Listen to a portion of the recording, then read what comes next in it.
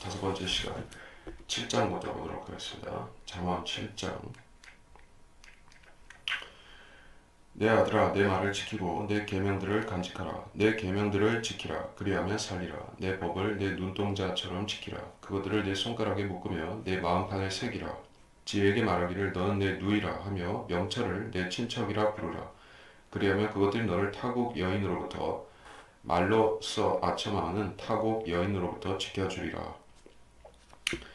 타국 여인이 누구인가? 스트레인지 우먼이 누구인가? 지난 시간에도 언급을 했었습니다. 이것은 영적으로는 로마 캐토릭을 가리키고 역사적으로는 바벨론을 가리킬 수가 있는 것입니다. 그래서 이 여인이 그 구약 유대인에게 그리고 대환란에 처한 성도들에게 그리고 영적으로는 이 시대 그리스도인들에게 어떤 식으로 하나님 말씀으로부터 이탈케 하는가, 그러한 주제에 대해서는 우리가 계시록에서 더 많은 것들을 알 수가 있습니다. 자, 본문을 보면 내 계명들을 간직하고 지키라 그러면 살리라라고 했습니다. 자, 율법을 지켜야 되는 이유가 어디 있습니까?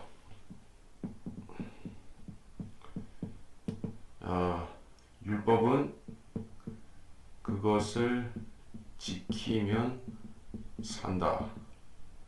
지키지 않으면 반대로 죽는다. 따라서 행함이 그 사람의 지키는가 지키지 않는가 하는 그 행함이 그 사람의 운명을 좌우하는 것입니다. 율법은 잘 믿느냐 믿지 않느냐 하는 그런 요구사항이 아니라 지키라 하는 것이요. 물론 지키기 위해서는 먼저 어떻게 지켜야 되는지 마음판에 그것이 새겨져 있고 또 1절에서와 같이 간직이 되어 있어야 하는 것이죠. 내 법을 내 눈동자처럼 지키라라고 했습니다. 그래서 하나님께서는 율법의 1.1획도 땅에 떨어지지 않고 반드시 이루어진다라고 말씀하셨던 것입니다.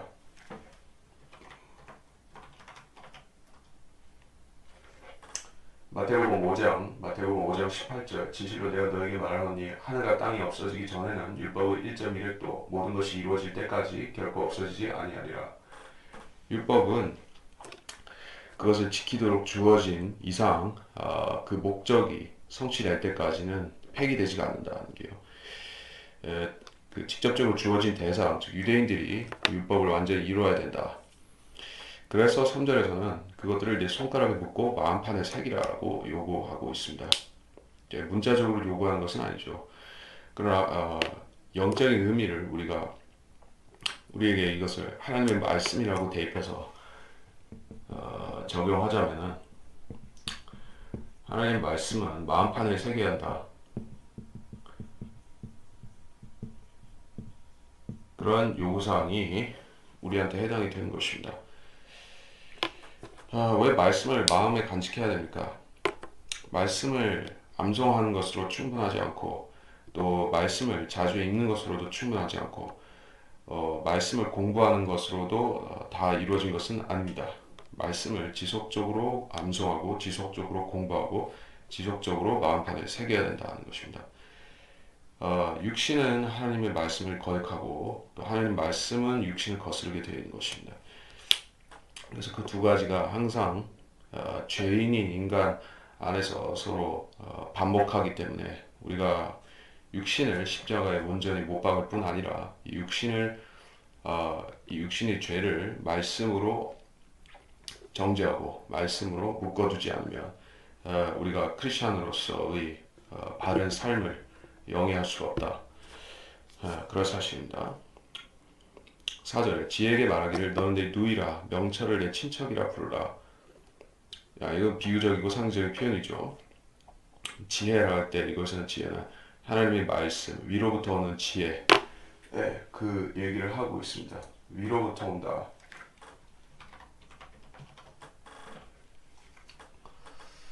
위로부터 오는 지혜는 어떤가? 야고보서 3장 17절 그러나 위로부터 오는 지혜는 첫째 순수하고 그 다음 화평하며 친절하고 양순하며 자비와 선한 열매들로 가득하고 편견이 없고 위선이 없나니.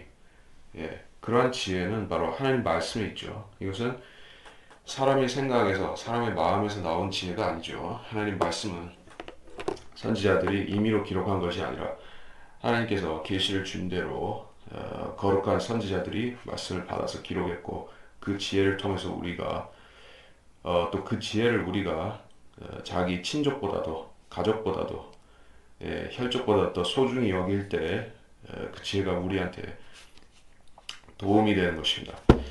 5절 그래야만 그것들이 너를 타국 여인으로부터 말로써 아첨하는 타국 여인으로부터 지켜주리라. 타국 여인의 특징이 나왔죠.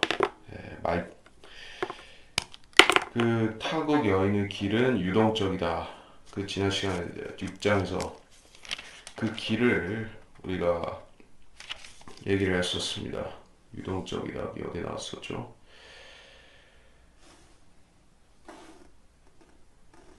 거기는 뭐 유동적이다 그거 말고 6장 24절에서 너를 악한 여자로부터 타국 여인의 아첨하는 혀로부터 지키기 때문이라.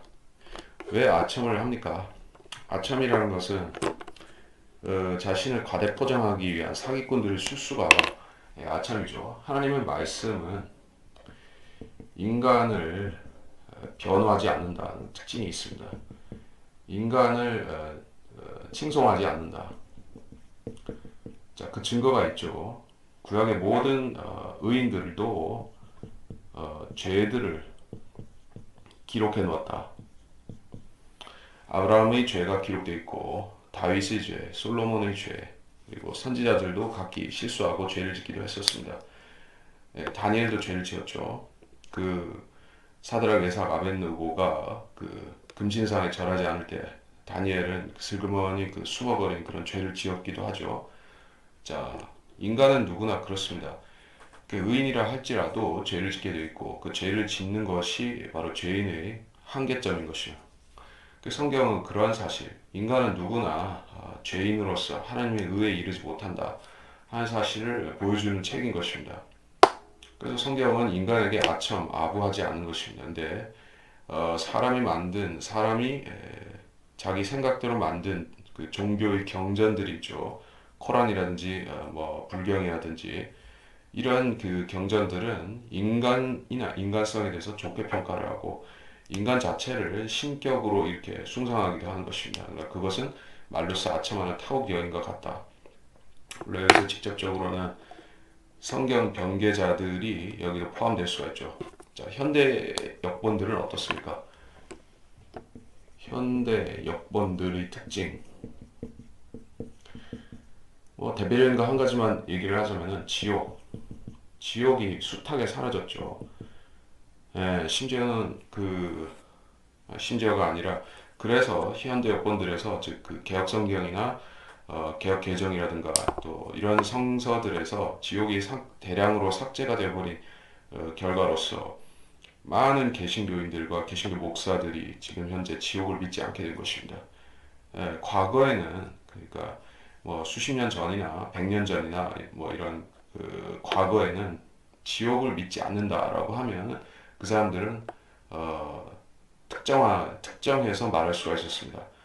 지옥을 믿지 않는다. 그것은 여호와의 증인, 안식교 이렇게 딱 지목할 수가 있었던 것이에요. 근데 오늘날에는 그런 경계선이 없어졌어요. 왜냐하면 개신교인들도 지옥이 대거 사라진 그 캐토릭 가짜 성서를 보고 공부하고 있기 때문에 믿음이 퇴색되어 버린 것입니다. 그렇게 하는 이유가 무엇인가? 인간을 긍정적으로 바라보고 인간을 예찬하고 그런 책으로 성경을 바꿔놓기 때문에 그렇습니다. 타국 여인은 따라서 이게 변개된 성서라고도 우리가 영적으로 말할 수가 있겠죠. 6절 이하 다시 보겠습니다. 내가 내 집의 창문에서 창살을 통해 내다보다가 우매한 자들 가운데 내가 보아 젊은이들 가운데 명철이 없는 한 청년을 찾아냈는데 그가 거리를 지나 그녀의 모퉁이 가까이 이르러 그녀의 집을 향해 길을 가더라. 땅거미가 지는 저녁 무렵 어둡고 캄캄한 밤이었는데 보라 창녀 옷을 입고 간교한 마음을 지닌 한 여자가 그를 맞으니 그녀는 수다스럽고 고집스러워서 발이 집에 머물러 있지 아니하며 때로는 밖에서 때로는 거리에서 때로 또 모든 길 모퉁이에서 숨어 기다리는도다.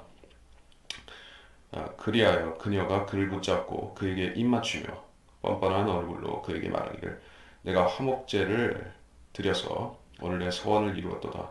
그러므로 내가 너를 맞으려고 나와서 내 얼굴을 부지런히 찾다가 너를 만났도다.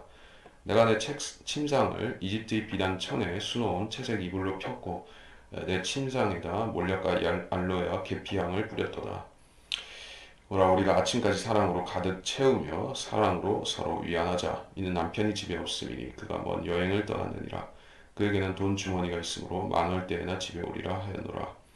그녀가 여러 가지 달콤한 말로 그를 홀리고 아첨하는 입술로 그를 꿰물어 그가 곧장 그녀를 따라가니 수소가 도살장으로 가는 것 같고 어리석은 자가 징계받아 가는 것 같으니 결국 화살이 그의 간을 꿰뚫을 것이요 마치 새가 자기 목숨을 잃는 줄도 모르고 그 비덫으로 들어가는 것과 같으리라. 자, 이 여인이 구체적이고 어떤 상황극에 맞춰서 이렇게 실제처럼 묘사를 했습니다. 자, 이 여인이 실존했고 실질적인 그 여인이라는 사실을 우리가 뭐 부정할 필요는 없겠죠. 예. 그러나 여기에 담고 있는 의미는 그 이상인 것입니다. 자, 어떤 의미인가? 일단 6절에서부터 우리가 이것이 초자연적인 어떤 배경이라는 것을 알 수가 있어요. 무엇이냐? 내 집의 창문에서 창살을 통해 봤다 이렇게 얘기를 하고 있어요. 하늘에 창문이 있습니다. 자, 그것은 그 창세기도 나오고 하늘의 창 이렇게 찾아보면 창문, 하늘의 창문들이 있다. 창세기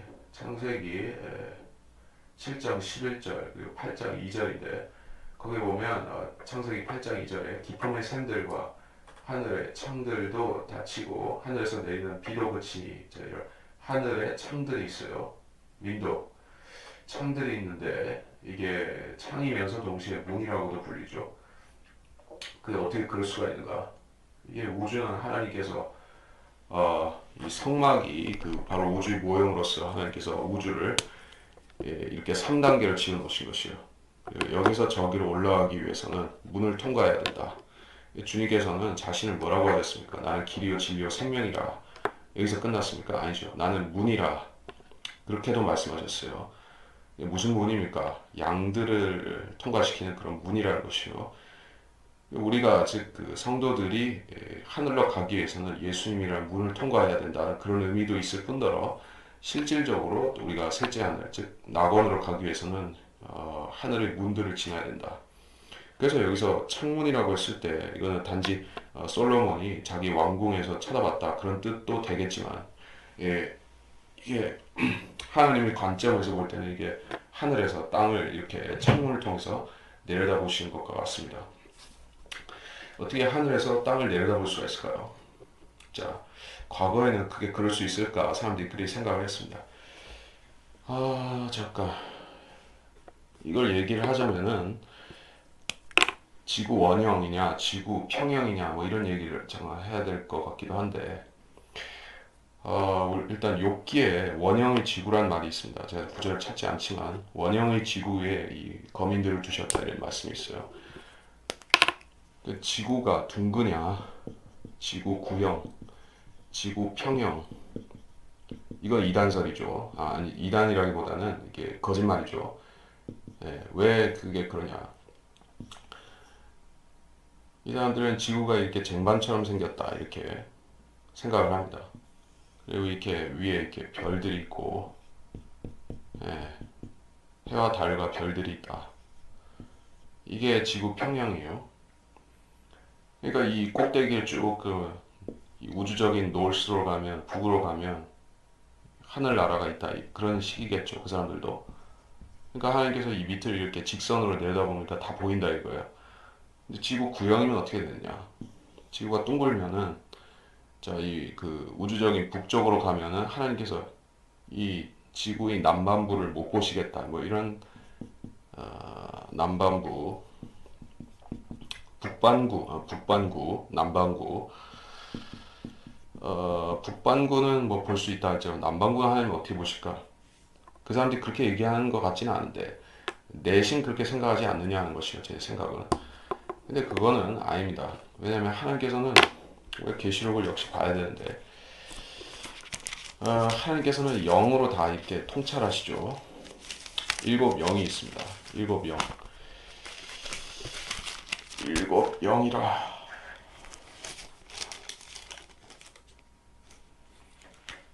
계시록 4장 5절. 그 보좌들에서 번개들, 천둥들과 음성들이 나오고 보좌 앞에 일곱 등불이 불타고 있었으니 그것들 하나님의 일곱 영이라. 하나님께서는 그 성령을 가지고 이 세상 전체, 우주 전체, 심지어 이 지옥과 지하세계 이런 데까지 다 비추고 계시는 것이요. 하나님의 눈이 다 보고 있는 것입니다. 그래서 일루미나티나 저 프리메이슨의 상징 중에 하나가 이게 이렇게 생긴 뭐 피라미드가 있죠. 여기에 뭐 하나 똥 떠 있죠. 그리고 여기에 눈가리가 하나 보고 있죠. 자, 이게 원래 이게 셋째 하늘의 그거를 카피한 것이에요. 셋째 하늘.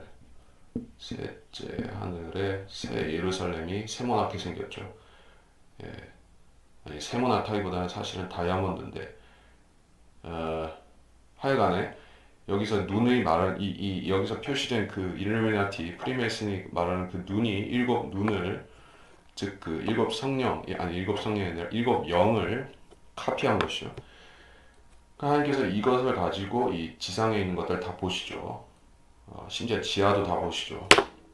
그렇기 때문에 이게 지구 평형을 해야지 말이 된다 이런 것은 아니에요. 자, 여기서 창사를 통해서 주님께서 이 지구를 내려다 보셨습니다. 그런 뜻이에요. 7절에 우매한 자들 가운데 청년 가운데 명철이 없는 사람을 찾았다. 이 사람은 명철이 없는데 그렇다고 해서 이렇게 사악한 사람은 또 아니에요. 그래서 하나님의 명철, 하나님의 지혜가 없는 상태가 바로 이게 마귀가 쫓겨나고 이렇게 빈집과 같은 사람이 있죠. 근데 빈집에 일곱 마귀가 더 들어오죠. 그러면 그 사람이 나중이 더 안 좋다. 주님 그렇게 말씀한 것 같습니다.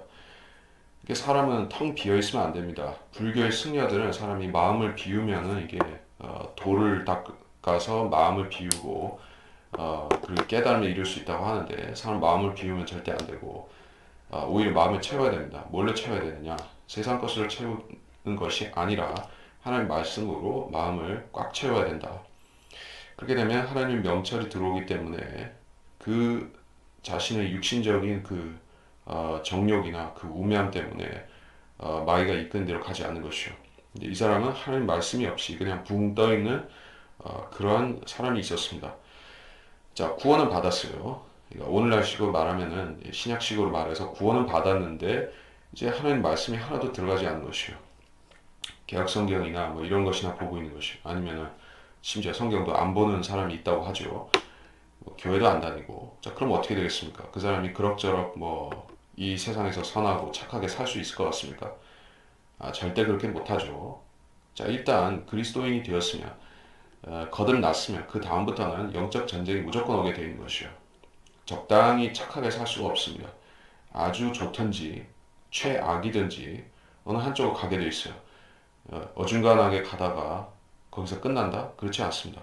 이 사람은 이제 이게 중립 상태, 중립 기어를 놓고 이렇게 밀리는 누가 밀면 밀리는 상태에 있었어요. 근데 하나님께서 개입하시기 전에 마귀가 왔습니다.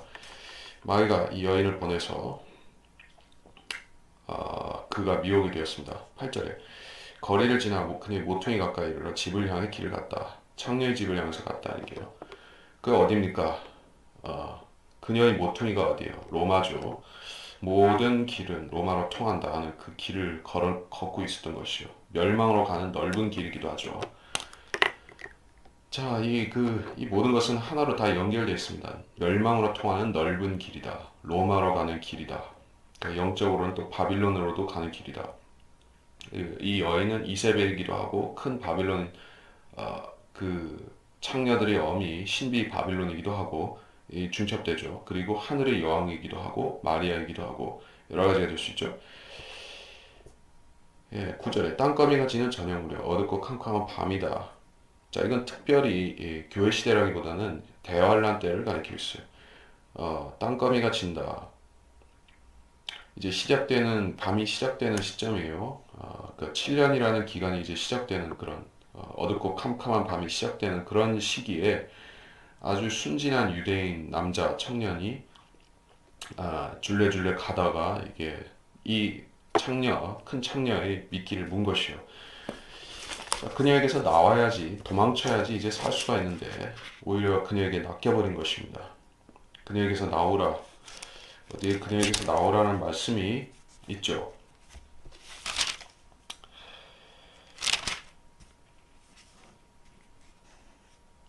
계시록 18장 4절. 또 내가 들으니 하늘에서 다른 음성이 있어 나서 말하기를 나의 백성들아 그녀에게서 나오라. 그래야 그녀의 죄들의 동참자가 되지 말고 그녀의 재앙들도 받지 말라. 이는 그녀의 죄들이 하늘에까지 닿았고 또 하나님께서는 그녀의 불의를 기억하셨기 때문이라. 뭐라고 했습니까? 나의 백성들아, 유대인들아, 대환란에 처한 그 나의 백성들아, 그녀에게서 나오라 그랬어요. 그녀가 누구입니까? 큰 바빌론이죠. 열 발가락 나라이죠. 그리고 적그리스도가 통치하는 이 세상 자체죠. 거기서 나오면 어디로 나가야 됩니까? 광야로 가야 되죠. 14만 4천이 기다리고 있는 또는 두 증인이 기다리고 있는 그런 광야로 가야 되는 것이에요. 또 셀라 페트라 피난처로도 가야 되는 것입니다. 이 세상 소돔, 고모라, 또 바빌론, 로마 같은 세상에서 나와서 이제 광야로 나와야 된다 이렇게 주님께서 이 멸망할 수밖에 없는 유대인들에게 롯과 같이 이렇게 소돔에서 이렇게 질척거리고 있는 이 유대인들에게 이렇게 말씀하셨다. 거기서는 결국 나가는 사람들이 있어서 마태복음 24장에서 결국 피난 가는 일이 있게 되죠. 근데 여기 이 사람은 불행히도 피난을 가거나 벗어나지를 못하고 탁 덜미를 잡혀버린 것이요. 그럼 어떻게 되는가? 그래서 자기가 직접 찾아갔습니다. 예, 그녀가 찾아오기 전에 자기가 찾아갔어요. 예, 진짜 창녀의 옷을 입고 간교한 마음을 지닌 한 여자가 그를 맞았다. 창녀의 옷이 뭐죠? 창녀가 주로 입는 옷이 무엇입니까? 라합이라고 라합이 어디야? 여호수아서에 나오죠. 그녀가 입고 있는 옷이 붉은 옷이었던 것이요. 창녀들이 붉은 옷을 입습니다. 사창가를 뭐라고 부릅니까? 홍등가라고 부르죠. 홍등가. 붉은색이라서. 사탄의 색깔이 뭐죠? 붉은 용이죠. 공산당의 색깔이 뭐죠? 붉은색이죠. 혁명의 색깔도 붉은색이에요.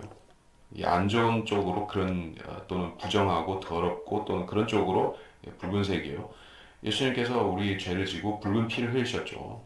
예수님 자신이 죄가 없으심에도 우리 인간의 죄를 사하기 위해서 붉은 피를 흘렸습니다. 이게 붉은색이라는 것은 결국에 죄를 말하는 거예요. 창녀의 옷을 입었다는 붉은 옷을 입은 것이요. 거기다가 간교한 마음을 지녔다. 종교적이고 어떤 교리를 가졌다는 것이요. 이 시대의 많은 이단들이 결국 로마 캐토릭의 교리에서부터 여러 가지를 가져와서 또는 배워가지고 가르치고 있습니다.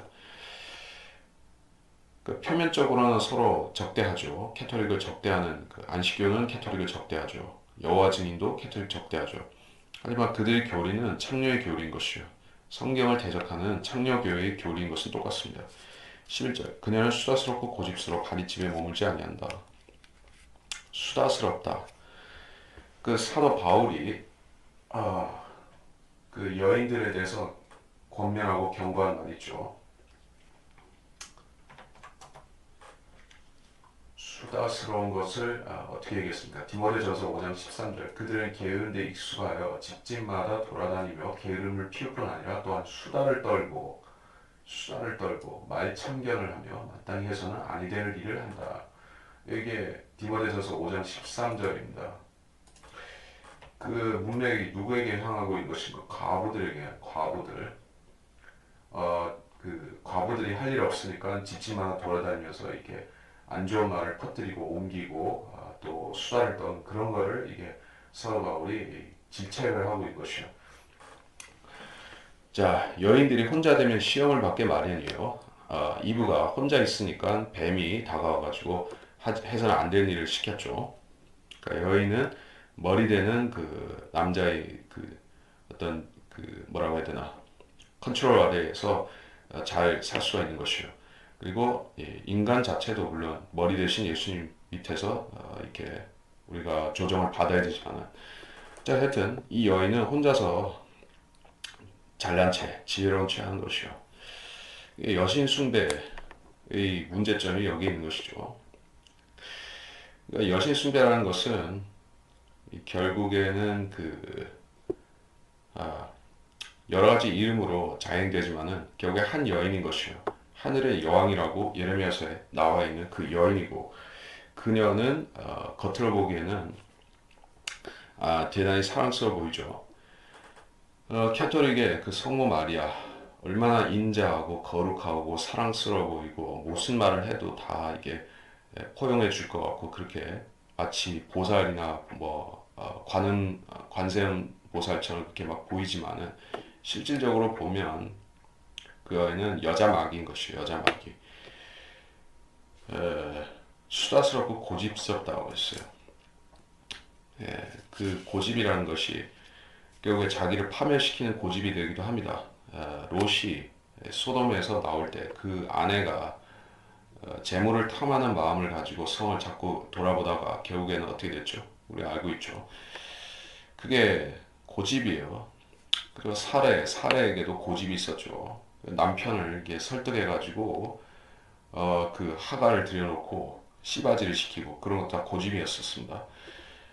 이 고집 때문에 많은 왕국들이 뒤집어지고 망하기도 한 것이요. 특히 이 바벨론 창녀 교회의 고집은 거짓 교리, 마귀 교리, 이 사람들을 지옥에 보내는 교리에 대한 그러한 아주 철저한 고집이 있다는 것이요. 여러분이 그걸 어떻게 알 수 있습니까? 그 암흑 시대를 일관해서 그 캐톨릭 교회가 주장했던 몇 가지 교리들, 성체에 대한 그 뭐라 해야 되나, 그 사람들 성체성사라고 하는 그 교리에는 암흑시대 천년을 거쳐서 지금까지도 전혀 바뀌지가 않았습니다. 그들은 문자적으로 실질적으로 그것이 예수님의 살과 피로 이렇게 변한다고 가르치고 있어요. 즉 인신 제사를 그들은 제단에서 바친다는 얘기예요. 그건 전혀 바뀐 적이 없습니다. 고집이죠. 얼마나 고집이 센지 모릅니다. 1000년, 1500년이 지나도 그 고집은 아무도 못 꺾습니다. 그리고 마리아 숭배가 생긴 것도 이제 뭐 몇백 년 됐죠. 공식화된 거는 한 뭐 3, 400년 됐습니까? 2, 300년 됐습니까? 아니면 그 전에도 실질적으로 다 섬기고 있었죠. 그러니까 얼마나 오랫동안 그 고집을 꺾지 않은 것이요. 종교 개혁자들이 나타나서, 마틴 루터가 나와서, 스빙글리가 나와서, 그 위클리프가 와서 얼마나 그 잘못된 것들을 꾸짖고 질타를 하고 고치라고 했습니다. 근데 절대 안 고치죠. 고집스러운 여인과 같은 것이요, 로마 캐토릭은. 그래서 안 고칩니다. 팔이 집에 머물러 있지 아니한다. 이거는 무슨 뜻입니까? 아까 수다스러운 여인을 바울이 꾸짖었던 것과 마찬가지 것이요. 이게 영적으로 이게 붕뜬 상태가 그렇습니다. 제가 이걸 설명하기 위해서는 제가 복음서를 찾아보겠습니다.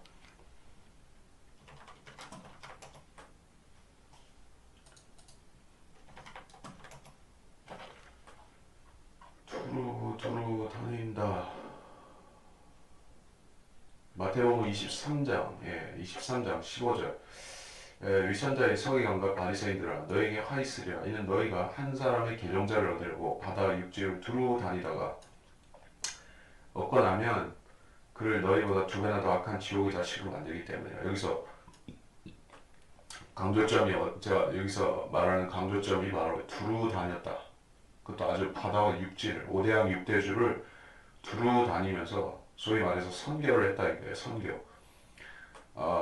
우리는 선교하면 그 기독교만 하는 줄 알죠. 사실은 뭐 다른 종교들도 선교라는 개념 자체는 뭐 물론 있습니다. 산과 바다, 사막을 건너다니면서 막 선교를 하죠. 특히 선교에 열성적으로 했던 집단 중에 하나 뭡니까? 예수회죠. 제수이트나 저 프란시스코 회나 뭐 기타 이런 그 캐톨릭의 선교회들이 있죠. 그 콜럼버스 기사단이라든지 여러 가지 비밀 조직들도 있고 공개 조직들도 있고, 특히 대표적인 게 제수이트라는 얘기예요. 그 사람들도 목숨 걸고 선교를 하는 것이에요. 여러분이 얼마나 그 자들이 5대양 6대주를 두루 다니면서 했는지는 그런 관련된 영화들도 있죠. 뭐 최근에도 제수이트에 관한 영화가 뭐 일본 선교와 관련된 뭐 영화 나온 거 있습니다만 그 전에 유명한 거 있었죠. 미션. 저 이가수 포코 나오는 미션 있죠. 예수의 신부들이 거기 가가지고 했던 것들을 이렇게 영화시켜서 미담화시켜서 이렇게 얘기하는 거 보면 얼마나 열심히 다녔습니까? 발이 집에 머물지 않는 것이에요. 예, 이 사람은 사명감에 불타서 전 세계를 다니면서 사람들을 그 캐토릭으로 만들어서 지옥을 보내버린 것이요. 예수님이 경고한 대로 너희가 두루 다니다가 개종자로 만들면 진짜 더 악한 마귀의 자식, 지옥의 자식으로 만들어버린다. 예, 마태복음 23장 15절 그와 같이 했다는 것이요. 이것도 예언적인 의미가 되겠죠. 그렇다면 12절 때로는 밖에서 때로는 거리에서 또 모든 길 모퉁이에 숨어 기다린도다. 자, 숨어 기다린도다. 이게 안 좋다는 얘기예요.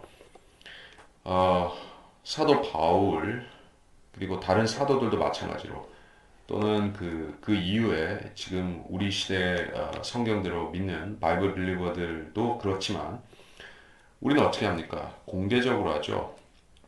당당하게 하죠. 길거리에서 당당하게 합니다. 숨어서 안 해요. 근데 저기 뭐냐 저기 여호와의 증인들이나 신천지나 기타 이단 종파 사람들은 어떻게 합니까? 슬그머니 이렇게 돌아다니면서 이 뱀새끼들처럼 슬그머니 다니면서 사람들 꼬드기죠. 정체를 숨기죠. 안 시켜놓고 또 어떻게 합니까? 슬그머니 자기들이 무슨 장로교 행세하면서 뭐 정통 행세하면서 슬그머니 뭐 거짓교리 퍼뜨리죠. 예, 안 시켜도 그렇고 뭐 통일교는 모르겠지만 그것도 뭐 비슷하고 자, 하여간에 이 사람들은 길모퉁이에 숨어서 기다리면서 사람들을 노리는 것이요. 도를 믿으십니까? 여러분 그건 잘 아실 거고 그 사람들도 어디서 숨어 있다가 툭 튀어나와가지고 사람들 끌어당기는 것이요.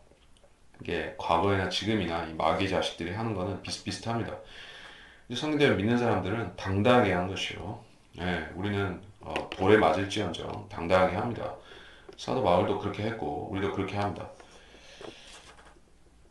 근데 성경들을 믿는 사람들이 이렇게 길거리에서 선교하고 길거리에서 구령하고 설교하고 이런 것을 이 마귀 자식들도 비슷하게 하려고는 하는 거죠. 결국에 밖에서 하니까 거리에서 하니까 사실 그 사람들이 그 작자들이 거리로 나오는 이유는 우리가 거리에 있기 때문에 우리를 카피하기 위해서 또 우리를 음해하기 위해서 그자들도 나오는 것이요 사실.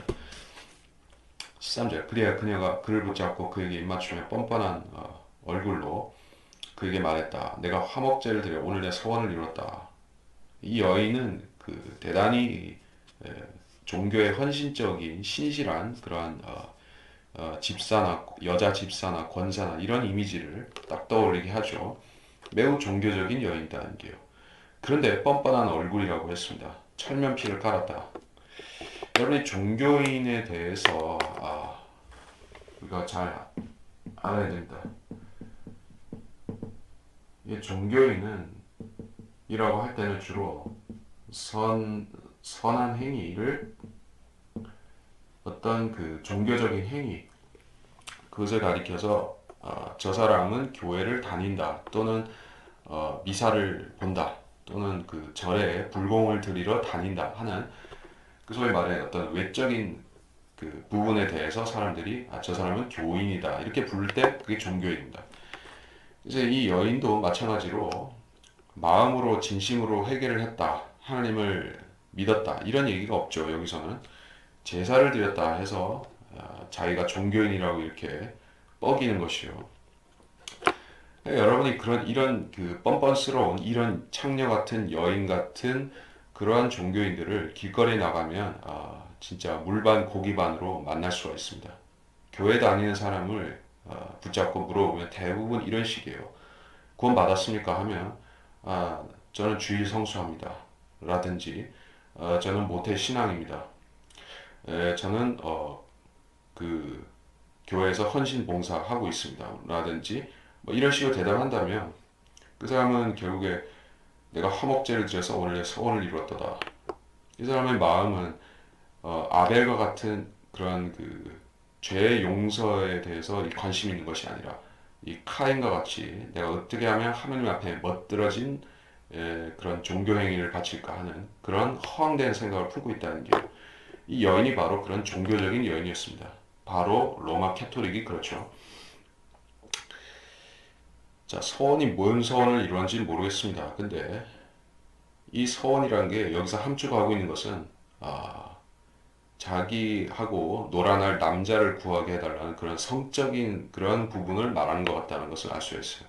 그러니까 이 여인이 섬기고 있는 신은 성과 쾌락의 신이고, 그것은 사탄이거나 혹은 그 마리아나 혹은 어, 다이아나 같은 이방 여신인 것이요. 하나님을 섬기는 여인이 이런 그 더러운 서원을 내놓지는 않았겠죠. 여기서 15절에서 그래서 내가 너를 맞으려고 나와서 부지런히 찾았다는 거예요. 내가 오늘 멋진 남자를 만나서 그 멋진 밤을 보낼 수 있도록, 바람 한번 피울 수 있도록 자기 신에게 구했더니 너를 만났구나, 이렇게 얘기를 하는 것이에요. 이런 그 비뚤어진 발상 자체, 이건 십계명을 완전히 어긴 것이죠.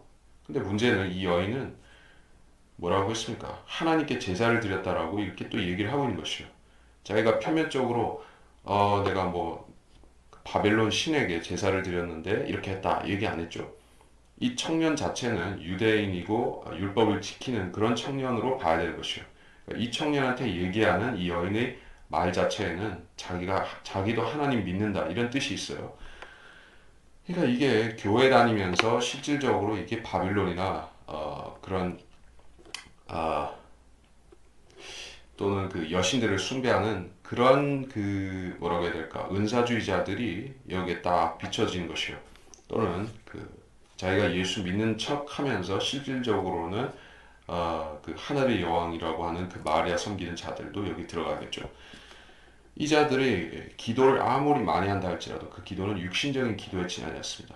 이 세상에서 돈 벌게 해달라, 뭐 자녀가 잘 되게 해달라, 남편감을 구하게 해달라, 짝짓기 잘하게 해달라, 뭐 이런 식의 기도였죠. 자식 낳게 해달라, 뭐 기타 등등. 자, 이런 여인입니다. 15절. 내가 너를 맞으려고 나와서 내 얼굴 부지런히 찾다 너를 만났는데, 16절. 내가 내 침상을 이집트 비단천에 숨어온 채색 이불로 폈고 내 침상에다 몰래 알로에와 계피향을 뿌렸다. 이제 근사한 잠자리를 마련해 놨으니까 이게 이제 그 최고급 호텔에다가 이제 이 장미꽃잎 띄워놓고 이제 샴페인과 이게 특식 갖다 놓고 이제 다 준비됐다 이런 것이요. 이제 몸만 오면 돼 이런 식이요. 자, 이게 남자로서, 그러니까 그 순전히 어떤 동물성의 동물적인 의미에서 그 남자로서 거절할 만한 제안입니까? 예, 이 여인이 심지어 추녀라는 얘기가 여기 있나요? 추녀라는 얘기는 없습니다. 뭐 그런 뭐 팔이 한쪽 없다거나 다리 한쪽 없다거나 뭐 눈이 하나밖에 없다거나 그런 여인이라고 하지도 않았죠. 자, 이 청년으로서 뭐 딱히 거절할 이유가 없는 것이요. 자, 보는 눈이 많다면은 또 모르겠는데 지금 밤이에요. 금은 밤이고 이제 어둡고 캄캄하기 때문에 누가 누군지 알 분별도 못합니다. 그러니까 입을 쓱 닫고 조용히 가서 쾌락을 즐기면 되는 것입니다.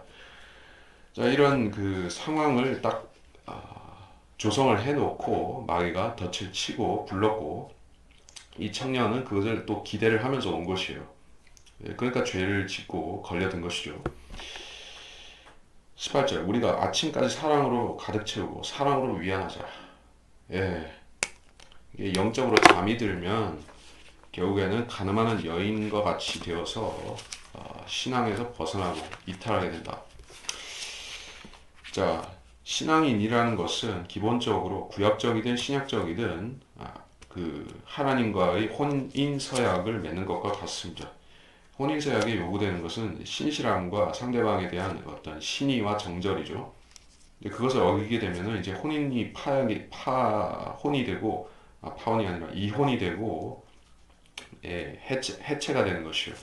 그렇기 때문에 우리가 비록 구원의 보장을 가졌다 하나 이 시대에 우리가 간증을 유지한 채 살기 위해서는 우리가 마음을 흐트려서 이런 식으로 세상과 일치하는 일이 없도록 육신의 정욕, 안목의 정욕, 생의 자랑, 요한일서에서 경고한 그것을 빠지지 않도록 우리가 경계하면서 살아야겠죠. 그래서 제가 지금 찾아보려고 하는 것은 데살로니가 전서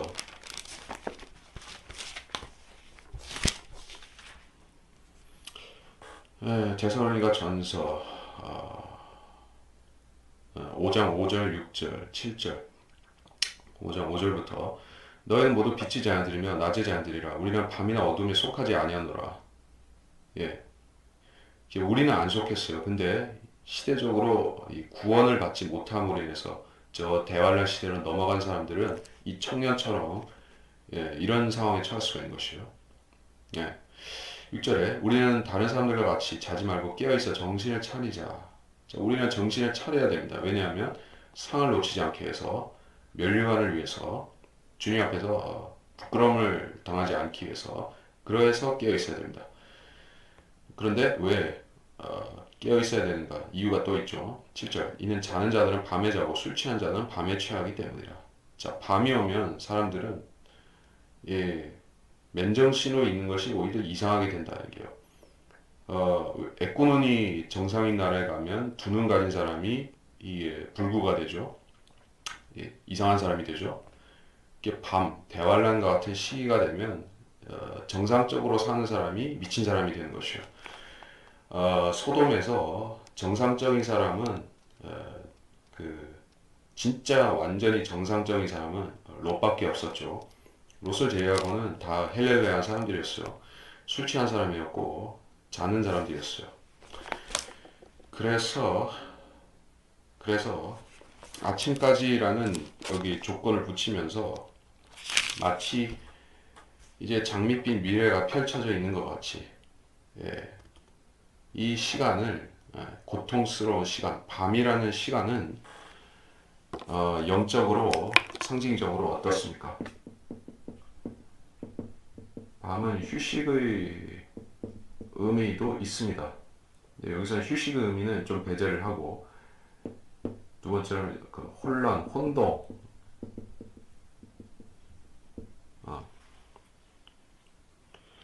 이런 의미도 있어요. 그리고 죄악,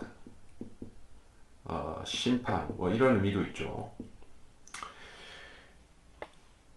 여기서 밤을 휴식의 기간으로 삼을 수 있다면은 그 의미는 여기서는 대환란과 상관이 없게 되겠지만 여기서는 휴식하는 그 정상적으로 잠자는 그 밤을 말하는 것이 아니에요. 여기서 잠을 잔다는 것은 이미 죽어서 지옥에 가는 의미는 될지언정 마귀에게 속아서 지옥에 가는 의미는 될지언정 진짜 주님께서 나사로가 쉰다 하는 그런 휴식이 아니에요. 자, 그래서 아침까지라고 했지만 이 아침에는 무슨 일이 일어나는가 하면 예수님이 오시죠. 열처녀의 비유를 보면 예수님이 오셔서 이 어리석은 다섯 처녀, 현명한 다섯 처녀를 분리시키죠. 분리가 일어나는데 그건 아침이 되기 전에 먼저 일어납니다. 한밤중에 주님이 오셔가지고 환란 후 휴거, 즉 그 유대인들과 환란 성도들을 순식간에 오셔가지고 데려가시는 사건이 먼저 있죠. 그러니까 이 교묘한 여인은 간교한 여인은 아침까지 시간이 있다고 이 청년을 속여 넘긴 것이에요. 7년 끝까지 우리는 즐기면서 살아도 된다. 7년이 지나야지 예수님 오시니까 이런 식으로 얘기를 한 것이에요. 그러니까 환란에 처한 사람들은 뭐 지금도 많은 사람들이 환란 전 휴거, 뭐 환란 후 휴거 헷갈려서 정신이 없는데 막 환란에 들어가서 성경도 모르는 사람들이 환란 후 휴거를 잘 알겠습니까? 모르고 있다가 뒤통수 맞는 것이요. 19절 이는 남편이 집에 없음이니 그가 먼 여행을 떠났느니라. 자, 먼 여행을 떠났습니다. 남편은 여기서 여호와 하나님을 가리킵니다.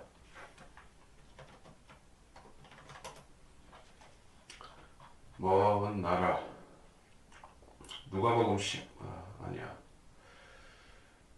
마태복음에도 나오고 여기저기 나오는데 뭐 마태복음 25장 14절 천국은 마치 어떤 사람이 먼 나라로 여행하면서 자기 종들을 불러 그들에게 자기 재산을 맡기는 것과 같으니라. 먼 나라는 진짜로 멀리 있는 나라, 하늘나라를 말하는 것이요.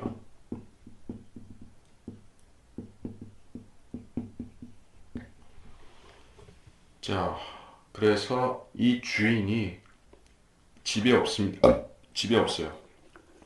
집은 주님께서 이 하나님의 집이 지금 예루살렘 성전인데 그 집이 성령으로 채워져 있지 않아요. 그러면 하나님은 여전히 하늘에 계신 상태.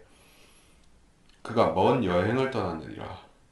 그러니까 여행을 갔지만 아주 간 것이 아니다. 돌아올 기약이 있다. 이런 뜻이에요. 근데 이 여인의 남편이 대체 누구냐 하는 것이 약간 퀘스천이죠.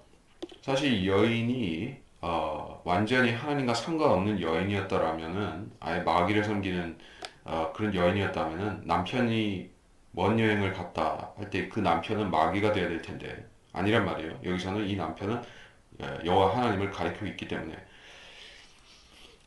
이 여인은 배교한 교회 또는 배교한 이스라엘 그런 의미가 성립된다는 것을 알 수가 있어요. 배교한 이스라엘 이것이 타락한 여인인 것이요. 자, 그래서 솔로몬이 이 상징과 이 비유를 얘기한 것이 참 우연한 일이 아니죠. 솔로몬 자신이 이스라엘을 배교케 한 그런 거대한 배교를 일으킨 그런 원천이 되어버렸죠. 수많은 타국 여인들, 이방 여인들을 들여서 사랑을 나누고 자식을 낳고 이방 모압과 암몬과 이방 신들을 섬겼던 것이요. 그걸 자기 자전적인 극에 작용하고 있기 때문에 이런 얘기를 하는 게 바로 배교한 이스라엘에 적용이 된다는 것이요. 그에게는 돈주머니가 있다. 20절에 그에게는 돈주머니가 있으므로 만월 때에나 집에 올 것이다. 만월 때에나 집에 오리라. 밤중에 여기서 만월이라는 것은 이게 며칠 걸린다는 게 1, 2주 걸려야 된다 이런 뜻으로 만월때라고 한 것이요. 당일에 오지 않는다는 뜻입니다.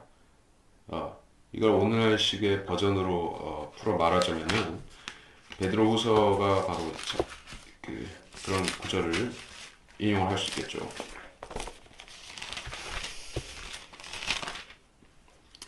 베드로후서 3장 5절 아니야 4절 말하기를 그가 온다는 약속이 어디 있느냐 조상들이 잠든 이래로 만물은 창조의 시작부터 그대로 있다 하리니 이는 그들이 이것을 고의로 잊으려 함이라. 자, 이 그가 온다는 약속이 어디 있느냐 만물은 그대로 있다. 예수님이 앞으로 오시려면 한 10만 년쯤 있어야 될지 몰라 이렇게 주장한 사람이 있다면 여기에 해당이 되겠죠. 만월 때에나 집에 오리라. 예수님이 오시려면 한 1000년 있어야 될 거야 이렇게 가르쳐도 마찬가지요. 만월 때에나 집에 오리라.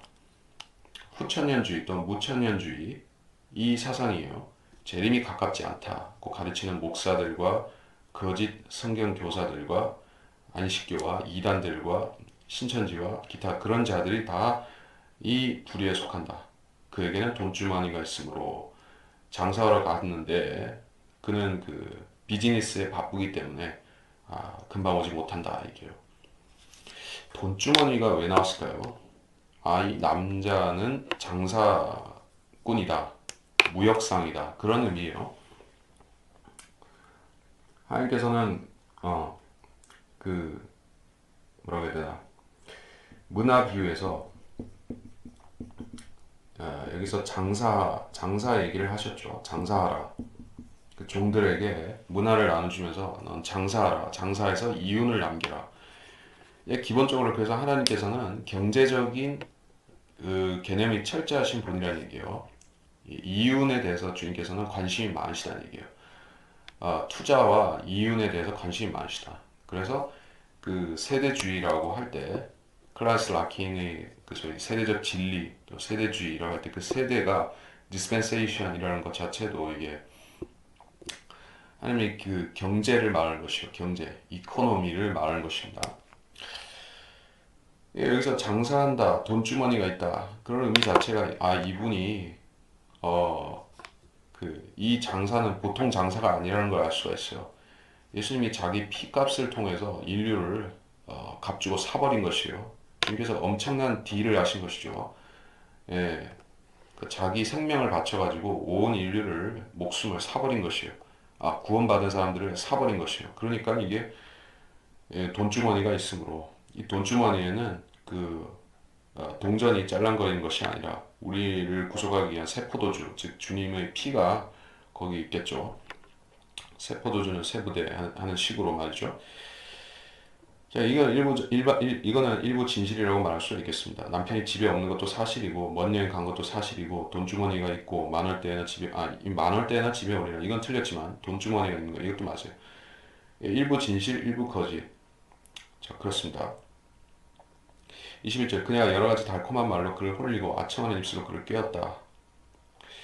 자, 이 청년은, 뭔가를 알고 있는 사람이었던 것이요. 예수님이 곧 다시 오신다 하는 말을 어디서 들었던 사람이에요. 누구한테 들었을까요? 바이블 빌리버들한테 들었겠죠. 들었다면은 뭐 구약식으로 말하자면은 진짜 참 하나님의 선지자들한테서 이 바른 말을 들었겠죠.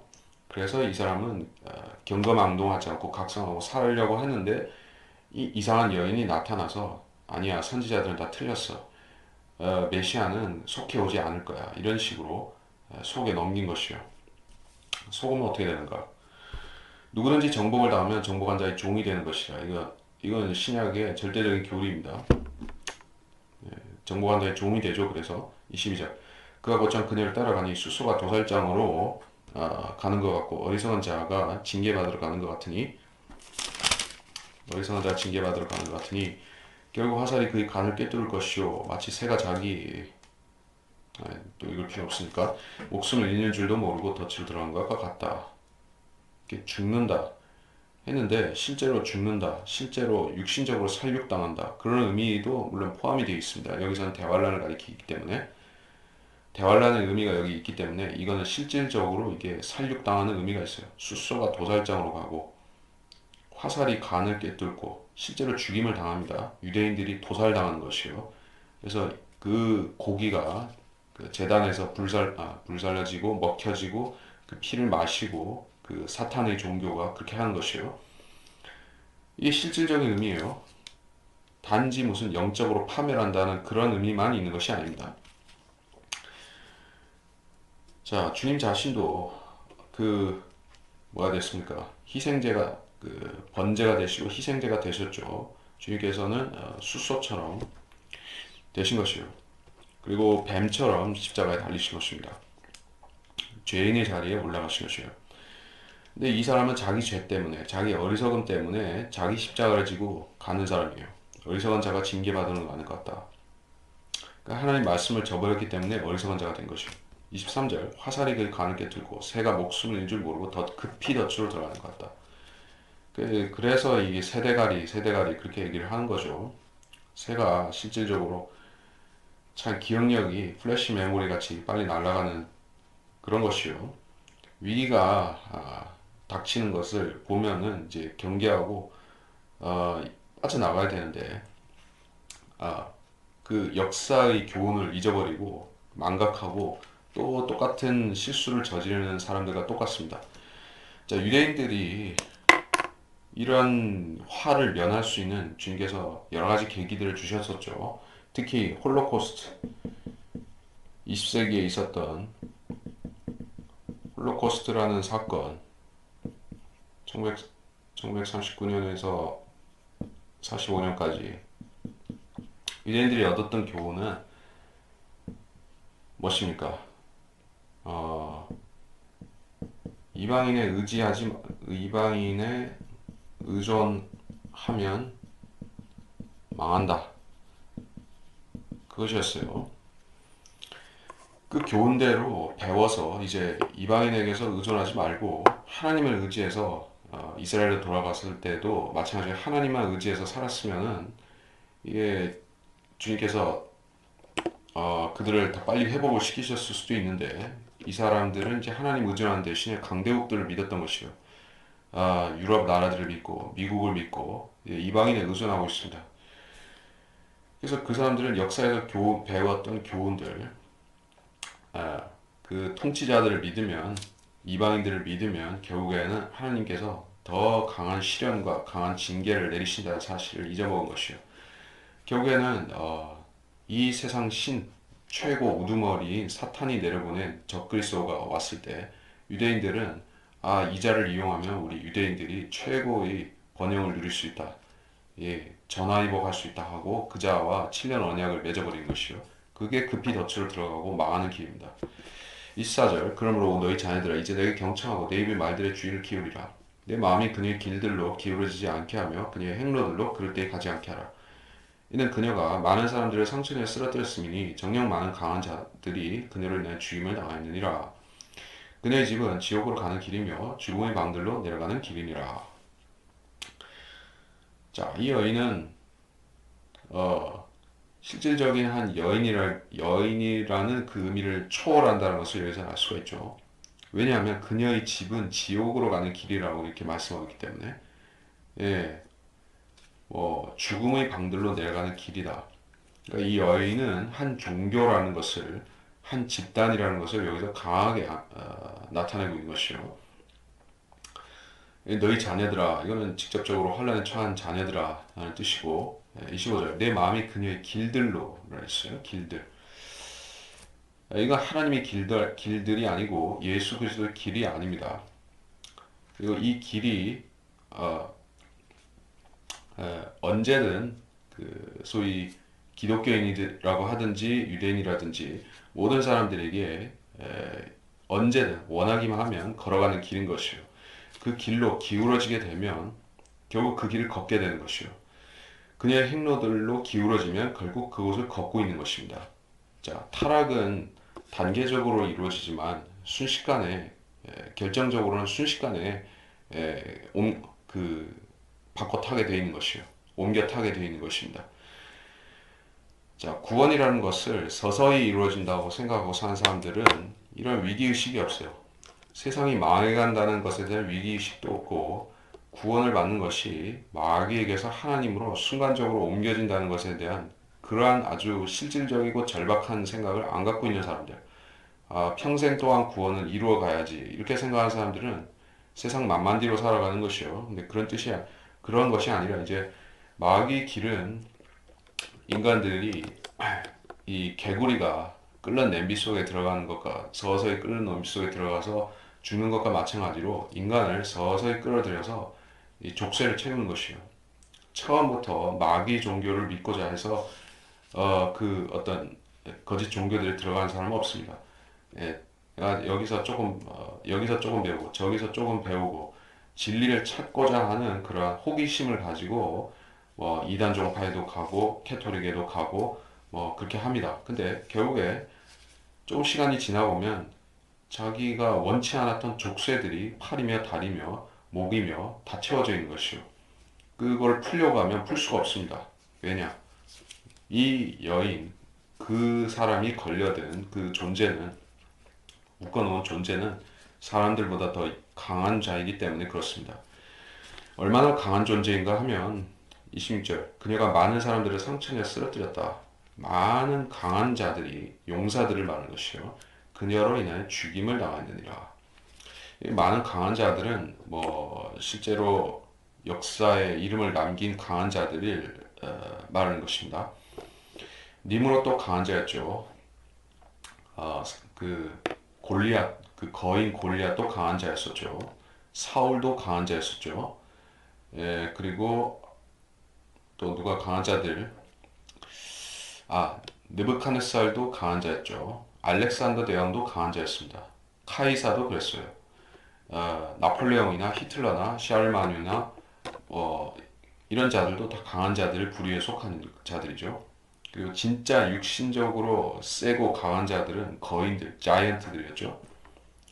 자, 그런 허다한 인류 역사에 강한 자들이 있었음에도 그 자들이 역사적으로 누구에 의해서 망했는가? 마귀가 그들을 그 죄에 걸려 넘어지게 해서 파멸시킨 것이요. 그녀가 그들이 믿었던 종교, 그들이 신봉했던 종교가 자기들을 파멸시킨 것이요. 자, 그래서 하나님께서는 마귀 종들을 마귀를 통해서 벌 주시는 사례들을 보여주신다. 여러 가지 있는데 그 중에 하나가 계시록 13장을 13장이 아니고 저기 17장 계시록 17장 16절 내가 짐승에서 본 열 뿔은 그 창녀를 증오하며 그녀를 패망시키고 벌거벗기며 그녀의 살을 먹고 그녀를 불러 태우리라. 하나님께서 이 창녀 교회 캐토릭을 불태우고 파멸시키고 그걸 한 게 아니라 열 뿔이라고 하는 이 거인 자이언트들, 이 열 왕이 그 창녀 교회 그것을 파멸시킨다라고 말씀하고 있어요. 그러니까 마귀 세력이 마귀 세력을 파멸시키는 걸 여기 말씀하고 있습니다. 예, 우리는 그래서 사실은 이러한 창녀교회, 캐톨릭이라든지 각종 이단 종파들을 보면서 우리 한숨을 쉴 필요가 없는 것이요. 왜 저들이 성도들보다 더 번성한가, 강한가, 영향력이 센가, 왜 세상 사람들이 저들의 말을 듣는가? 우리가 그걸 걱정할 이유가 없는 게 하나님께서 그 자들을 서로 물고 뜯고 해서 서로 망하게 하실 것이에요. 이미 그런 역사가 있어 왔고 앞으로도 그렇게 되는 것입니다. 27절 그녀의 집은 지옥으로 가는 길이다. 죽음의 방들로 내려가는 길이니라. 지옥을 얘기하면서 여기서 동시에 죽음의 방들이라고 장소를 말씀하고 있어요. 지옥. 자, 제일 중요하고 무겁고 엄중한 주제이면서 이번 강의를 마무리하면서 집중 설명을 요하는 그러한 업구에 왔습니다. 그래서 저는 이 지옥에 대해서 설명을 해야 되는 것이요. 지옥에 대해 많은 구절들을 지금 물론 얘기할 수는 없습니다. 다만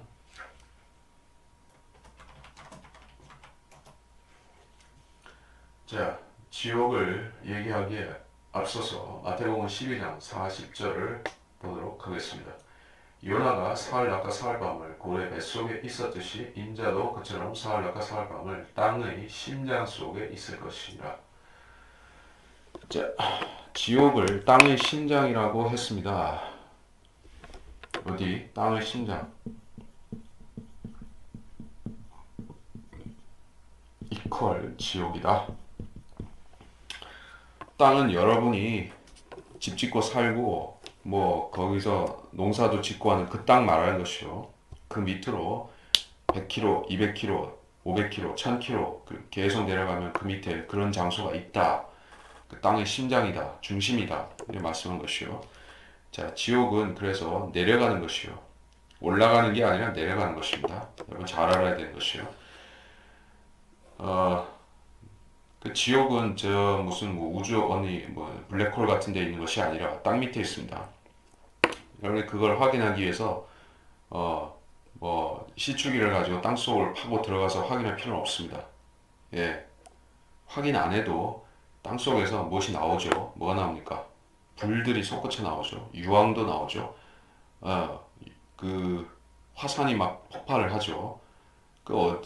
거기 대단히 뜨겁고 펄펄 끓는 것이 그 밑에 있더라는 것을 우리에게 간접 체험을 시켜주는 그러한 화산이 터지죠.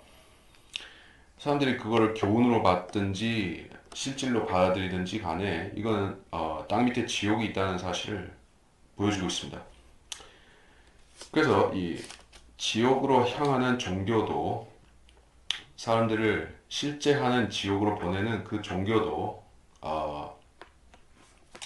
사람들이 그걸 믿을 적에 복음을 거절하고 실제로 그 사람이 지옥으로 향하는 길을 선택하고 죽음의 방들 그곳을 내려가는 것이요. 죽음의 방들이라고 했습니다. 그러니까 단일한 장소가 아니라 지옥은 장소들이다 하는 것이요. 몇 가지 장소가 있죠. 감옥이라고 불리는 타르타루오라는 장소가 있고 그 어비스 끝없이 깊은 구렁이 있고 그리고 그냥 헬이 있어요. 지옥.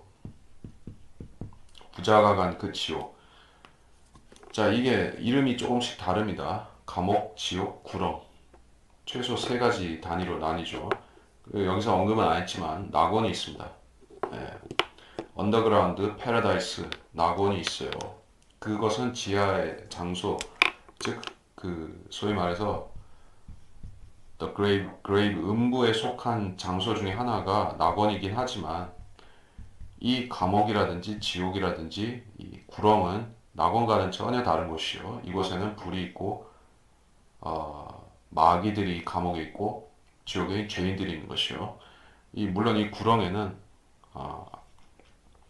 네, 아바돈이 있죠. 아바돈, 아폴론이 있는 장소고 거기 물론 그 메뚜기 같은 것들도 있고.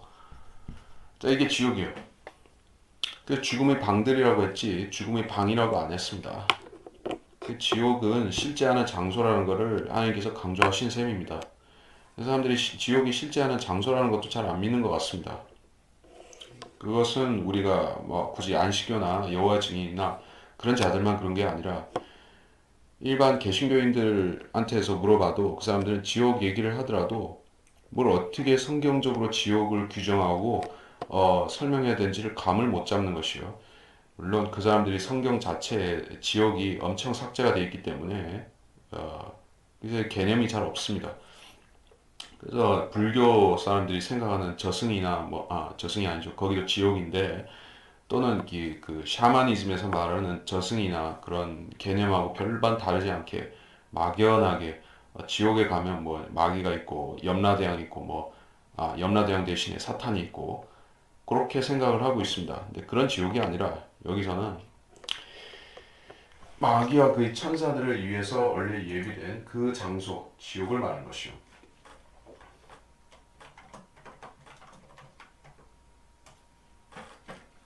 마태복음 25장 41절. 그때 왕이 왼편에 있는 자들이 말하기를 너희 저주받은 자들아 내게서 떠나 마귀와 그의 천사들을 위해 준비한 영원한 불 속으로 들어가라.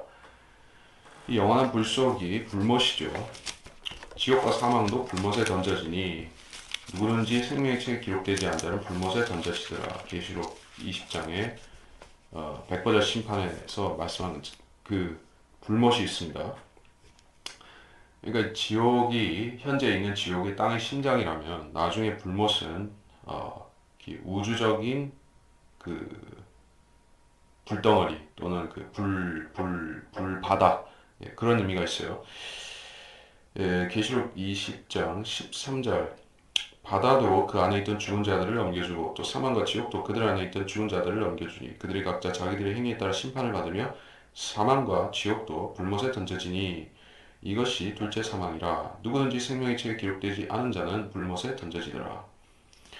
제가 최근에 와서 이 지옥에 대해서 무척 강조하게 되었습니다.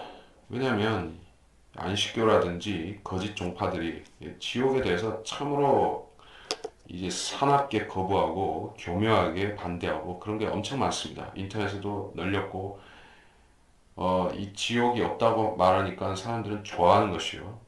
아니 그게 마귀 헛소리를 하면 그 사람들이 경계하고 싫어하고 거부하고 꾸짖어야 되는데 그런 사람은 거의 없습니다. 사람들이 마음이 무뎌져 있어요. 또 연약해져 있어요. 사람들이 구원의 확신이 잘 없습니다. 개신교인들이. 실제로 구원을 받았다 할지라도 자기가 긴가민가한 사람들이 많이 있어요. 지옥의 두려움, 내가 좀 잘못하면 지옥 갈지도 모르겠다 하는 두려움이 있어요, 사람들이. 그러니까 안식교라든지 이런 사악한 자들이 와가지고 지옥이 없다고 하면 솔깃하게 되는 것이에요, 인지상정으로. 왜냐하면 자기가 거기 갈지도 모른다는 두려움이 있으니까. 그러니까 마귀가 적재적소에 마귀 종들을 박아놓고 쓰는 것이에요. 그리고 그런 것을 막기 위해서 우리가 바른 성경 교리를 강조하고 가르쳐야만 되는데 특히 이 지옥이 실존하는 엄중한 형벌의 장소이고 그곳은 그들이 벌레도 죽지 않고 불도 꺼지지 아니하느니라 모든 재물이 소금으로 소금치듯 함을 하리라 문자적으로 이루어지는 장소일 뿐더러 자 그렇게 고통을 받던 죄인들은 결국에 어디로 갔느냐 누구든지 생명의 책에 기록되지 않은 자 불못에 던져지더라. 불못에 던져져서 확 타가지고 소멸된다고 했나요? 그런 말씀 전혀 없습니다. 안식교나 이단 종파들이 가르치듯이 불못에 들어가면 다 녹아 없어지는 그런 거 없어요. 자, 그렇기 때문에 여러분이 지옥이 없다라거나 또는 영원히 죄인이 고통받지 않는다거나 그렇게 가르치는 사람들은 마귀가 쓰는 마귀 목사들, 마귀 거짓 교사들이라는 사실을 꼭 알아야 됩니다. 그 자들이 다른 무슨 지혜로워 보이는 소리를 짓거리더라도 뭐 자기들이 휴거를 기다린다고 천연덕스럽게 주장을 하건 자기들도 예수님이 재림과 천년왕국을 기다린다고 천연덕스럽게 입에 침도 안 바르고 거짓말을 하던 그러한 목사들과 거짓 교사들은 뿌리쳐야 되는 것이요 꾸짖고 내쳐야 되는 것입니다. 그 자들은 마귀의 종들이기 때문에 그렇습니다. 그래서 이번 강의는 7장 강의는 여기서 마치도록 하겠습니다.